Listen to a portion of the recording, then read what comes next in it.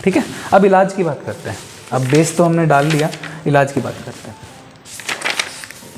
Mostly जो normal type की fasting होती है उसको इंटरमिटेंट फास्टिंग बोलते हैं। इंटरमिटेंट का मतलब एक अंतराल में मैं खाऊंगा नहीं, बाकी दूसरे अंतराल में मैं खाऊंगा। जिसमें मैं नहीं खाऊंगा उसको फास्टिंग विंडो बोलता हूँ मैं, जिसमें मैं खाऊंगा उसको ईटिंग विंडो या फीडिंग विंडो बोलता हूँ मैं। ठीक है, ये 16 घंटे, ये 8 घंटे की नॉर्मल, इसीलिए इस 16 घंटे का भी बड़ा महत्व है। रीज़न, जब मैं नहीं खा रहा होता हूँ, जब मैंने खाना बंद करता हूँ, मान लो आज मैंने 10 बजे खाना बंद कर दिया, 10 में आप 6 घंटे जोड़ो, कितना, 4 बज गए। तो 4 बजे तक आते आते मेरे बॉडी से ग्लाइकोजन, कार्ब्स, जो प्राइमरी सोर्स ऑफ, पहला सोर्स ऑफ एनर्जी है, वो डिप्लीट होने लगेंगे, अंत तक आ जाएंगे। हो सकता है 6 बजे तक पूरे ही ख़त्म हो जाए। ठीक है जी। उसके बाद 9वां घंटा, 10वां घंटा, 12वां, 13वां, 14वां घंटा, इस टाइम पर बॉडी ग्लूकोज कहाँ से लेती है? बॉडी प्रोटीन को पचाना शुरू कर देती है, और एक प्रोसेस होता है जिसको बोलते हैं ग्लूकोनियोजेनेसिस, नया ग्लूकोज का बनना। तो वहाँ से ग्लूकोज मिलता है, तो मेरी बॉडी बिल्कुल ठीक फील करती है, ग्लूकोज नीचे नहीं जाएगा इस समय तक। अगर आप कार्ब से एडिक्टेड नहीं हैं तो, अगर आप कार्ब से एडिक्टेड हैं या इंसुलिन ले रहे हैं तो ग्लूकोज नीचे जा सकता है, राइट। तो इस टाइम तक आप बुरा नहीं फील करेंगे बिल्कुल भी। प्रॉब्लम कहाँ शुरू होगी? अब आपके ग्लूकोज भी ख़त्म हो गया, अब आपका प्रोटीन भी ख़त्म हो गया, तो बॉडी में एक अलार्म सा बज जाएगा, और वो अलार्म ही ट्रिगर करेगा कि भैया अब कुछ नहीं है, अब फैट को यूज़ करना पड़ेगा।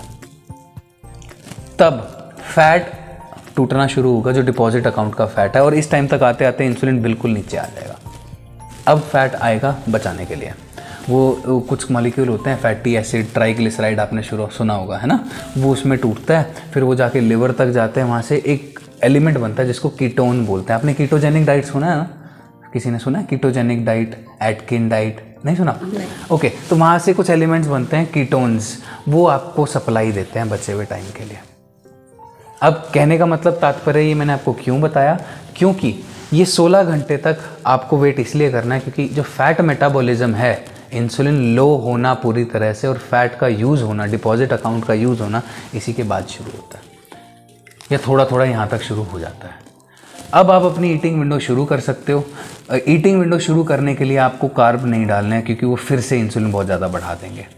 हमें फ़ैट का कोई सोर्स चाहिए, इसीलिए मैंने आपको बोला नारियल गिरी, नवरात्रि में भी नारियल गिरी यूज़ करते हैं। ठीक है, या आप पनीर ले सकते हो अगर आप वेजिटेरियन हैं तो। ठीक है, इस टाइम पर मिल्क मैं अवॉइड करूँगा क्योंकि उसमें लैक्टोज है, वो भी कार्ब्स का सोर्स है। बट आप अगर फॉर एग्जांपल फैट के और नेचुरल सोर्स वेजिटेरियन में, इन केस अगर आप एग्स खा सकते हो तो आप एग्स एक बहुत अच्छा सोर्स है फास्ट तोड़ने का। नहीं खा सकते, दैट्स एब्सोल्युटली फाइन। और क्या, बस दैट्स इट। अभी के लिए पनीर का एक ऑप्शन रखो बस, मेजर या फिर नारियल की गिरी। ब्रेकफास्ट में हाँ, छिक के खाना है, मतलब ऐसा नहीं है कि थोड़ा सा खाना है या कितना खाना है, 100 ग्राम खाना है, नहीं, आप पेट भरने तक खाओगे। पर उस टाइम पर ना फ़ोन होना चाहिए पास में, ना कोई टीवी, ना कोई किसी से बातें। आप 15 मिनट अगर बिताएंगे तो खाने के साथ बिताएंगे। और ऐसा मैं इसलिए दे रहा हूँ, आप पाएंगे कि अगर डाइट के अंदर फैट ज़्यादा है तो पेट जल्दी भर जाएगा। इसका बिल्कुल टेस्ट आप कैसे कर सकते हैं, जब आप अभी मत खाना जाके, ठीक है, एक काम करना, भूख लगने का वेट करना, जब भी लगे, चाहे दिमाग बताए चाहे पेट बताए, भूख लगने का वेट करना। मैंने जैसा बताया, पहले पानी पीना, फिर भूख लगेगी दोबारा अगर लगती है तो, क्योंकि अगर आप कार्ब एडिक्ट हैं और आप डायबिटिक हैं तो भूख लगेगी ही लगेगी। उस टाइम पर आप अपनी वो कॉफ़ी ले लेना घी डाल के, फिर भी नहीं हुआ ना तो आप मक्खन के 2 चम्मच खा लेना सफ़ेद वाले। आप पाओगे कि यार भूख ही नहीं लग रही। जो ताज़ा मक्खन होता है स्वाद भी लगता है, आपने खाया होगा बिल्कुल, मक्खन तो बिलोते हैं ना, हाँ जी, बस तो वो मक्खन की 2 चम्मच खा लेना फ्रेश मक्खन के। आप पाओगे कि यार मेरे को भूख नहीं लग रही, क्योंकि फैट से पेट जल्दी भर जाता है। पर फैट को कार्ब से कंबाइन कर देने में खतरनाक है। और आपको ये बात अटपटी लग रही होगी कि यार मक्खन कैसे खाऊं, क्योंकि इलाज इस वक्त फैट है। मैं सिर्फ इलाज पे जा रहा हूँ, मैं इस चीज़ पे नहीं जा रहा हूँ। जैसे फिर सबसे बड़ी मेन प्रॉब्लम तो हमारी ये है ना कि भाई हम इंसुलिन ही लेते हैं हर जगह, रोटी में क्या, मतलब बिस्किट में क्या, होता तो सब में ही है। जो ये हम मिक्स अनाज खाते हैं इसमें भी कार्ब्स है, सारों में होता है। ये तो सब बकवास बातें चल। प्राइमरीली हमारी जो सभ्यता है अब कार्ब डोमिनेंट हो गई है, हम हर चीज़ में कार्ब्स खाते हैं। इसी रीज़न की वजह से इंडियंस को आप शॉर्ट पाओगे, जो बाहर की कंट्री के लोग हैं टॉल होते हैं, फिज़िक उनका बहुत बेटर बन जाता है। और हमारी सभ्यता पहले अच्छी थी जब मक्खन दही दूध सिर्फ इसी टाइप की डाइट होती थी। कार्ब्स होते थे, मैं ये नहीं बोल रहा कार्ब्स नहीं होते थे, पर वो कंट्रोल्ड अमाउंट में होते थे। हर जगह पे बर्गर टिक्की ये सब नहीं होती थी, गोलगप्पे नहीं होते थे, और सिर्फ बीज के तेल में तले जाते हैं ये, और किसी में नहीं वो इकट्ठा हो रहा है। इसीलिए इंडियन को आप आज एक एवरेज इंडियन को देखोगे, उसकी तोंद निकली होगी, उसकी हाइट ज़्यादा नहीं होगी। जिसकी है वो जेनेटिकली ब्लेस्ड है, उसके जेनेटिक्स अच्छे हैं कि वो खींच गया, वरना मोस्टली नहीं होता। और वो क्यों नहीं होता उसका कारण अब आप समझोगे। इसको बोलते हैं थ्योरी ऑफ होम्योस्टेसिस। होम्योस्टेसिस का मतलब होता है संतुलन। जैसे मैंने आपको बताया ना कि हमारा एनाबॉलिक हार्मोन कौन से होते हैं, जो साइज़ प्रमोट करते हैं, ग्रोथ प्रमोट करते हैं। उसके जो दूसरे होते हैं एंटी, वो होते हैं कैटाबॉलिक हार्मोन्स। एनाबॉलिक हार्मोन्स में मेरे पास आते हैं GH ग्रोथ हार्मोन, फिर आता है मेरे पास हमारे सेक्स हार्मोन्स होते हैं। फीमेल्स में एस्ट्रोजन होता है, मेल्स में टेस्टोस्टेरॉन होता है। ये सारे बेसिकली जितने भी फीमेल की वॉइस का पतला होना या फीमेल्स का सुंदर होना, मर्दों का हैंडसम होना, दाढ़ी आना, इन्हीं हार्मोन्स की वजह से होता है। हमने बेसिक साइंस में पढ़ा है। फिर उसके बाद एक एनाबॉलिक हार्मोन मैंने आपको शुरू में ही बताया था, इंसुलिन। कैटाबॉलिक साइड पे थायराइड हार्मोन, जो यहाँ हमारा ये ग्लैंड बनाती है, थायराइड ग्लैंड बनाती है। स्टीरॉइड्स होते हैं हमारे शरीर में। किसी को बहुत फूला हुआ देखा है, उसका स्टीरॉइड इम्बैलेंस की वजह से वो फूल जाता है। फिर उसके बाद ग्लूकागन एक हार्मोन होता है, इसको जानने की ज़्यादा ज़रूरत नहीं है आपको अभी। अब है क्या कि ये हार्मोन या ये हार्मोन खाने से इम्पैक्ट नहीं हो सकते, पर अगर मैं खाना खाऊंगा तो इंसुलिन मेरा ज़रूर बढ़ जाएगा, मैंने आपको बताया। और कैसा खाना खाऊंगा, ज़्यादा कार्ब्स वाला खाऊंगा, तो इस तराजू में इंसुलिन अगर बढ़ गया तो ये मेरे ग्रोथ हार्मोन को नीचे जाना पड़ेगा। ग्रोथ हार्मोन एक ऐसा हार्मोन है जो आपको यंग रखता है, सुंदर रखता है। बात समझ रहे हो? हमारी मसल ग्रोथ हार्मोन की वजह से होती है। हाँ दे दो तो वो ग्रोथ हार्मोन नीचे हो जाता है। इसीलिए बच्चों की हाइट नहीं बढ़ती आज के टाइम पर, क्योंकि इंसुलिन बढ़ा हुआ है उनका। लेडीज़ में PCOS PCOD इशू, इंसुलिन ज़्यादा बढ़ा हुआ है, इसलिए नीचे चले जाते हैं। थायराइड बढ़ जाता है, स्टीरॉइड इम्बैलेंस हो जाता है।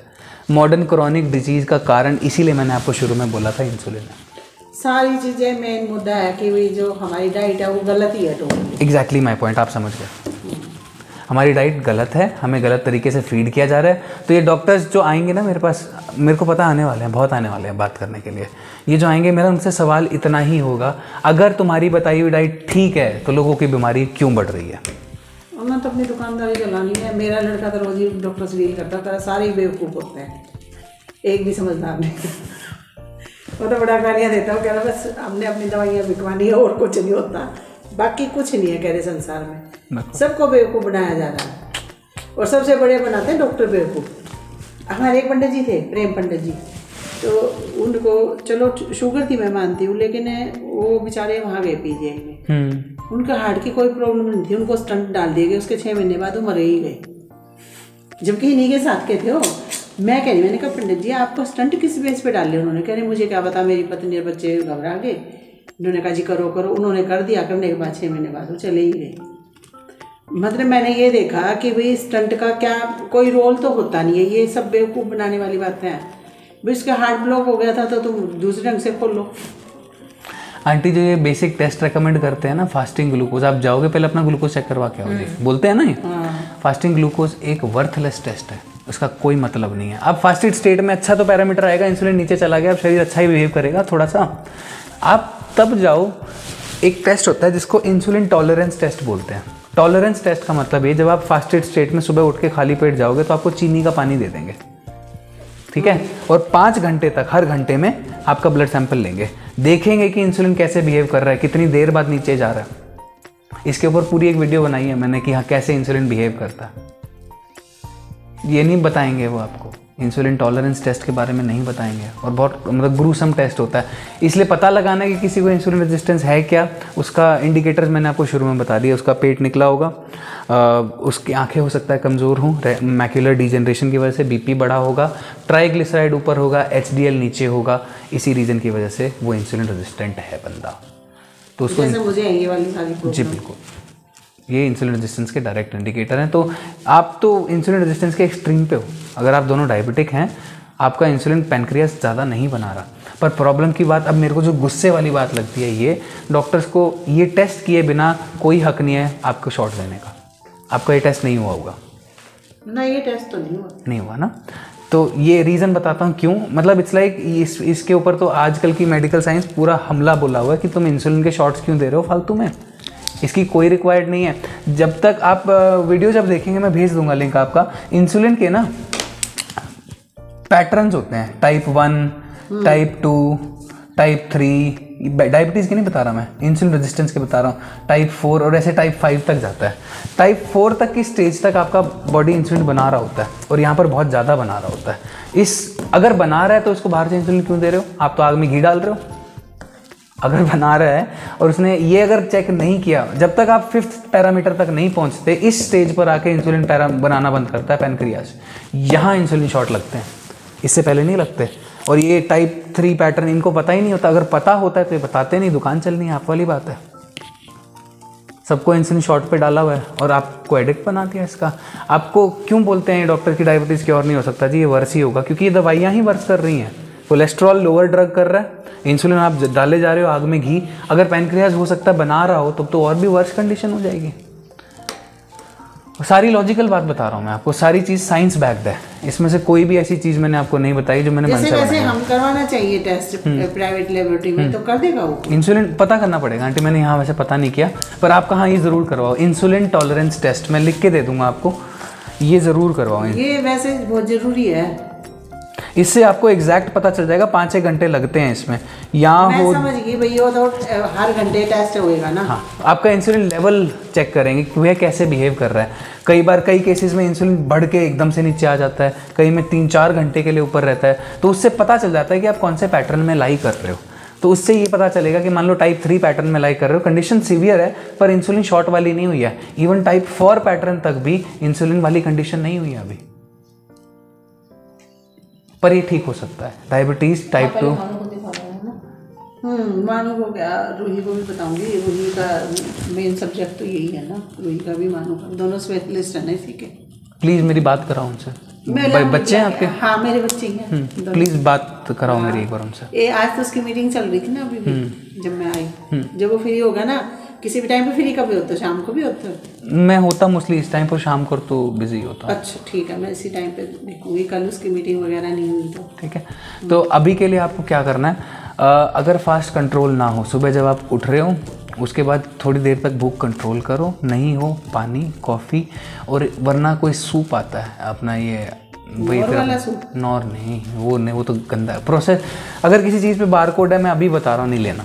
अच्छा, बार कोड पैकेट वाले नहीं मत पियो, उसमें प्रिजर्वेटिव्स हैं, इसीलिए कंडीशन वर्स होती जाएगी आंटी। बाहर की प्रोसेस, अगर भगवान ने उसको वैसा दिया है आप खा सकते हो। एप्पल ऐसा लग रहा है ना कि भगवान ने बनाया, खा सकते हो, पर आपको क्या वो स्किम्ड मिल्क जो पैकेट में आता है भगवान का बनाया हुआ लग रहा है? नहीं, उसमें से तो फैट ही निकालती है, वो तो प्रोडक्ट है, खाना थोड़ी ना है। स्किम्ड मिल्क ले आओ। क्यों? मैंने बताया था फैट से दूर कर दिया। तो सारी चीज़ें जो नॉनवेज खाने वाले हैं उनको बोला वाइट मीट खाओ, चिकन खाओ, मटन मत खाओ, रेड मीट से दूर कर दिया। क्यों? उसमें फैट है। सारी चीज़ें उसी के बेस पे बनी है। हम अमेरिका को फॉलो करते हैं, उसी के बेस पे जब बनी तो सारी चीज़ें गलत ही बनी होंगी ना। अब नारियल का पानी इतना पीते हैं हम, क्या ज़रूरत है पीने की? नारियल का पानी कब बनता है? जब बच्चे नारियल को आप तोड़ देते हो बेचारे की भ्रूण हत्या करके। अगर आप उसको पकने देते हो वो अपने आप गिरता है और गिरी बनती है, और सैचुरेटेड फैट का इतना अच्छा सोर्स है। और जबकि सारी दुनिया पीती नारियल पानी, इतना ढेर लगा रखा। कमले हुए फिर हैं, कमले हुए पर हैं बिल्कुल उस चीज़ के लिए। डेंगू मेरे कोरोना में तो 75 पीते हैं। नहीं, मैंने तो कुछ नहीं पिया, नारियल पानी वगैरह कुछ नहीं पिया। सच्ची बताऊं, मैंने सारा घर का काम भी किया और खाना भी वही खाया जो खाता। आंटी आपको लगता है पहले ये डेंगू मलेरिया नहीं होता होगा? बिल्कुल होता होगा। आज हमारे शरीर इतने कमज़ोर हो चुके हैं कि आसपास देखो, हम चेचक होने के बाद भी कैसे बच गए, और इतना भयंकर वो होता था हैजा। हमारी इम्यूनिटी कमजोर होगी। बिल्कुल। बस मेरे गांव में तो मैं तेरे को ले जाऊंगी वहाँ, मेरे भाई है ना, हमेशा गुड़ की चाय, गुड़ इतना खाते हैं। वो भाई कम से कम भी 80 साल का होगा, पता पतला कितना, मानू से भी पतला, और ताकत कितनी है उसके अंदर। फिजिकल एक्टिविटी ज्यादा होगी, मैं मानता हूँ, और घी मक्खन भी, लस्सी दूध भी, दुनिया भर का घी मक्खन की तो बस वो सैचुरेटेड फैट है। तो फ्रेमिंगम स्टडी जो मैंने आपको बताई थी 48 की, उसकी 1980 में एक फॉलोअप स्टडी हुई थी, दोबारा हुई थी उन्हीं पेशेंट पे जिनको उन्होंने पहले करा था। तो उन्होंने पाया जो लोग फैट नहीं खा रहे थे वो पहले ही मर गए थे, बहुत पहले, तब तक मर चुके थे मोस्टली। पर जो फैट खा रहे थे, कोलेस्ट्रॉल जिनका ज़्यादा था, वो लंबे समय तक जिए। स्टडी है। इम्पॉर्टेंट बात पता है क्या आंटी, हमारा जो माइंड है, अभी मैंने बताया शरीर खराब हो रहा है, डोपामिन ज़्यादा बनने की वजह से हमारा pre frontal cortex, insulin resistance एक बीमारी कॉज करता है दिमाग में, जिसको प्री फ्रंटल कॉर्टेक्स दिमाग का अगला हिस्सा होता है, सोचने समझने की जो क्षमता। आपको कई बार ऐसा लगा कि यार माइंड में धुंधलापन सा है, कुछ क्लैरिटी नहीं है? हाँ, बहुत बार होता है। तो इंसुलिन रेजिस्टेंस, क्योंकि साइज छोटा हो चुका है, माइंड वॉश होता था, कुछ ध्यान नहीं रहता। बस इंसुलिन रेजिस्टेंस डायरेक्टली रिलेटेड। वही था ना, एक अध्यापक टेस्ट ले रहा था, एक मछली का, एक बंदर का, एक हाथी का और एक सांप का, और टेस्ट ये था कि सबसे तेज पेड़ पे कौन चढ़ेगा।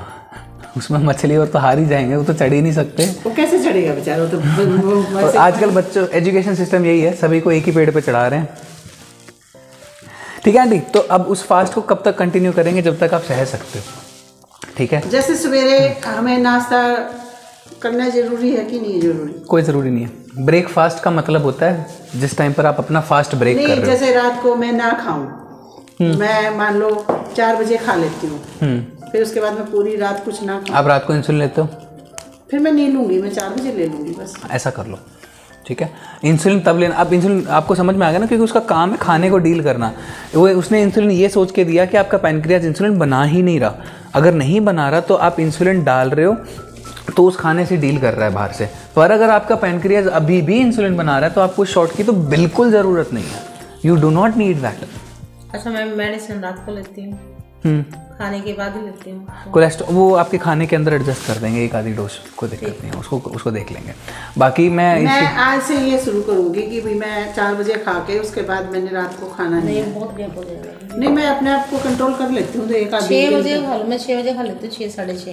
नहीं, मैं सोचती कर लो, देखो मुझे कोई दिक्कत नहीं है। आपको पता है क्या करना है? शुरू में 16 घंटे ऐसे बिताने हैं जिस टाइम पर आप सिर्फ पानी पे होगे। इस दौरान आप एक कॉफ़ी ले सकते हो, उसमें हल्का सा घी डाल सकते हो, 1 चम्मच आधा चम्मच, क्योंकि वो फैट है। अब इंसुलिन गिर रहा है ना, जब तब मैंने फैट लिया ना, अगर सिर्फ फैट लिया तो इंसुलिन थोड़ा बढ़ेगा पर वो गिरता ही रहेगा। अब मैंने यहाँ पे कार्ब्स ले लिया ना, अगर मैंने रोटी खा लिया, गुलाब जामुन खा लिया, तो एकदम से बढ़ेगा और फिर वो अपना समय लेगा नीचे आने में। प्रॉब्लम ये है, बहुत टाइम लगाएगा। वो प्रॉब्लम ये है क्योंकि ये बहुत टाइम लगाएगा और ये 4 घंटे लगाएगा, उसके बाद आपको फिर भूख लगाएगी और तेज़ लग जाएगी। इसीलिए मीठा खाने से भूख बढ़ जाती है। हाँ, ये बात तो है, मीठा खाने से भूख बढ़ती है। ओके आंटी, तो आप पहला मील जो लोगे अपना पनीर का ले लो या नारियल गिरी ले लो, या लिटरली अगर कंट्रोल कर सकते हो तो मक्खन का 1 आधा चम्मच खा लो। मखाने खा लो, अभी कोई दिक्कत नहीं है मुझे, पर अच्छी चीज़ें खाओ। आप सलाद भी ले लो, अच्छी चीज़ें खाओ। मैं ये नहीं चाह रहा कि आप एकदम सिर्फ रोटी और दाल मूली हो गया खा लो, अभी कोई दिक्कत नहीं। गाजर खाओ, मूली खाओ, इवन खीरा वैसे बीज से भरा होता है, अवॉइड करो। गाजर और मूली बेस्ट है क्योंकि वो रूटेड होते हैं, ठीक है। पत्ते खा सकते हो, लेट्यूस खा सकते हो, पत्ता गोभी के, वो अच्छे होते हैं थोड़े बहुत। उसके अलावा सैलेड अगर आप पसंद करते हो तो फ्रूट ले सकते हो, आप खाओ फ्रूट, कोई दिक्कत नहीं है। पर ये पहले मील में मत करो, दूसरे मील में करो। आपको रोटी भी खानी है ना दूसरे मील में, खा लो, मैं मना नहीं कर रहा। अभी मैं इतना ज़्यादा वो स्ट्रिक्ट नहीं कर रहा, मैं सिर्फ ये कह रहा हूँ कि आप अपना पहला मील बदलेंगे और अपना फास्टिंग विंडो को धीरे धीरे बढ़ाएंगे। हो सकता है पहले दिन सिर्फ 12 घंटे भूखे रह पा रहे हैं। हाँ, ये भी है। 8 घंटे आपने नींद के पूरे कर लिए, उस टाइम पे तो नींद में तो नहीं खाओगे। उसके बाद आपने 4 घंटे बिता लिया आज, ठीक है। उसके बाद जो पहला मील लिया, किसी फैट का लिया या प्रोटीन का लिया, बस ये बात ध्यान रखनी है पहले मील की। फिर उसके बाद अगले दिन आपने 5 घंटे बिताए, फिर आपने 6 घंटे और बिताए, फिर आपने 7 घंटे और बिताए, फिर आपने 8 घंटे और बिताए। तो ये 16-8 का विंडो जितनी जल्दी अचीव हो जाएगा, चिड़चिड़ापन आना ये सब आना थोड़ा बहुत चलेगा। पर आपको अगर चक्कर आए तो एक पानी में काला नमक डाल के पी लेना, उसमें मैग्नीशियम फॉस्फोरस, हिमालयन का जो सॉल्ट होता है ना, हिमालयन सॉल्ट, पहाड़ी जो सॉल्ट होता है, वो उसमें मैग्नीशियम फॉस्फोरस होता है। और हमको चक्कर आना ये सब मैग्नीशियम की कमी की वजह से भी हो सकता है।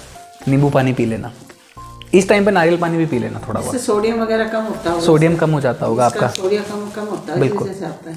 आप नमक वाला पानी पी लो, काला नमक वाला पानी, उसमें थोड़ा नींबू निचोड़ लो। अगर बेटर फिर भी फील ना हो तो खा लो, ऐसे कोई हार्ड एंड फास्ट रूल नहीं है, बिकॉज हम ऑलरेडी उस कंडीशन को वर्स कर चुके हैं, एकदम से तो बाहर नहीं आएंगे। देखो नहीं, वो तो जितने साल बिता चुके हैं उससे तो बाहर आना, उससे तो आ जाओगे, पर साथ चलना पड़ेगा आपको। हर चीज़, हर पैरामीटर, हर डाइट बतानी पड़ेगी ऑनेस्टली कि निशांत आज ये खा लिया। हाँ, वो तो है ही, वही खाते तो है ही। अभी के लिए, कुछ समय के लिए किसी प्रकार के बाहर का कोई आइटम नहीं, हम 10 दिन का टारगेट बनाएंगे, ज़्यादा नहीं अभी। हाँ, बाहर का तो नहीं खाते, चाहे बर्थडे हो, चाहे पार्टी हो, चाहे कुछ भी हो, अगले 10 दिन शुरू करते हैं आज से ही, अभी से ही। कोई बाहर की आइटम, मतलब चाहे समोसा हो गया, क्योंकि मैंने क्यों का आंसर मैं पहले दे चुका हूँ, वो बीज के तेल में तले हुए हैं, ठीक है जी। हाँ भाई, समोसा है या ये बर्गर पिज्जे, ये भी जितने भी हैं सारे बीज के तेल में, ठीक है जी। चीनी की कोई आइटम नहीं, चाहे वो गुड़ की आइटम हो, इंसुलिन स्पाइक करेगी ही करेगी। गुड़ कितना भी अच्छा हो, इस बार अच्छा नहीं है आपके लिए, क्योंकि इंसुलिन बढ़ा, हमारे लिए तो अच्छा हो ही नहीं सकता, उसमें जिसमें मीठा है वो चीज़। एग्जैक्टली, ठीक है जी। और दूसरा, इस पे छूट है थोड़ी बहुत रोटी की। रिफाइंड कार्ब का मतलब पिसा हुआ कार्ब, चाहे वो आटा हो, मैदा हो, किसी भी चीज़ का आटा हो, चाहे रागी हो, फागी, कुछ भी हो। क्योंकि आटा जब बना दिया ना, उसका फाइबर निकाल दिया, उसका मेन पार्ट तो निकाल के मैं एक सर्वाइवल फूड खा रहा हूँ जो मेरे शरीर को बस चलाता रहेगा, सिर्फ चलाता रहेगा। हमें चलाना थोड़ी ना, हमको थ्राइव करना है, हमारी मसल को वापस स्ट्रॉन्ग करना है, फैट को नीचे करना है। उसके लिए हम ये खाना थोड़ा अवॉइड करके चलेंगे। हम क्या खाएंगे? हम वो चीज़ें ज़्यादा चुनेंगे जो भगवान ने दी हैं हमको। उसमें फ्रूट आ सकते हैं, वेजिटेबल आ सकते हैं, पर पहला जो मील होगा फैट का लेना, प्रोटीन और फैट का कॉम्बिनेशन का लेना, ठीक है। अगर आप नॉनवेज हैं तो एग्स, नहीं तो पनीर ले लो अभी। हाँ, पनीर सवेरे पनीर खा सकते हैं, पनीर खा लो, कोई दिक्कत नहीं, ठीक है जी। तो इसी टाइप की डाइट रहेगी। आप 2 बार खाओ, 3 बार खाओ, पर उसी 8 घंटे के दौरान खाओ, कोशिश करो। जब आपने डिसाइड कर लिया कि इस टाइम से खाना बंद, तो अगले दिन नंबर आएगा फिर खाने का। फिर भी अगर लगे भूख, बेचैनी हो, या तो मुझसे बात कर लो या खा लो, इतना वेट मत करो। सिंपल। हाँ, थोड़ा सा अपने शरीर अडेप्ट करने में समय लेगा, पर आप अगर ये नॉलेज के बेस पे चलोगे ना आगे, जो मैंने नॉलेज पहले शुरू में आपको दिया है, वो बेस पकड़ के चलोगे, तो शायद आपको प्रॉब्लम ना हो फॉलो करने में। आपको पता होगा कि यार इस घंटे पे ये हो रहा है, आपको पता होगा ये हार्मोन्स का खेल है। तो हम वापस आ सकते हैं किस चीज़ से? फैट को वापस पकड़ के, फैट्स को वापस खा के, थोड़ा बहुत फास्ट करके और वर्कआउट करके, जो हम करते हैं स्ट्रेंथ ट्रेनिंग। आके आप भागते हो, फिर मैं थोड़ी बहुत स्ट्रेंथ ट्रेनिंग करवाता हूँ, वज़न उठवाता हूँ, इससे बड़ा जल्दी इम्पैक्ट दिखेगा। उस दिन हमने ध्यान का भी सेशन किया तो बढ़िया लगेगा। और बाकी ऊपर वाले पे छोड़ेंगे, और क्या। सही ज्ञान फॉलो करेंगे और ऊपर वाले पे छोड़ेंगे, ठीक है ना जी। ठीक है, चलिए, आई होप सेशन बढ़िया रहा हो। ठीक है।